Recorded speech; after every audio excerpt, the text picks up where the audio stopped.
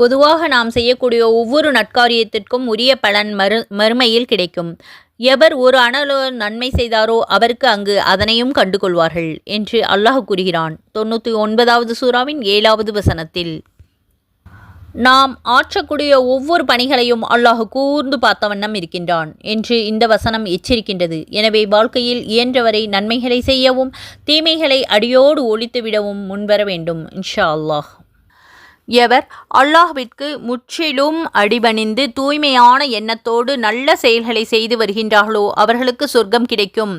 இத்தகையவர்களுக்கு எந்த பயமும் இல்லை, அவர்கள் கவலைப்பட தேவையும் இல்லை என்று அல்லாஹ் கூறியிருக்கின்றான். இதை பற்றி விபரமாக பெரிய பயான்களில் பார்த்து பயனடையுங்கள், மற்றவர்களுக்கும் பகிருங்கள். நமது பயான்களினுடைய கருத்துக்களை கமெண்டில் கூறுங்கள். ஜஸாக் அல்லாஹு கைரன் கசீரா. அஸ்ஸலாமு அலைக்கும் வரஹ்மத்துல்லாஹி வபரகாத்துஹு.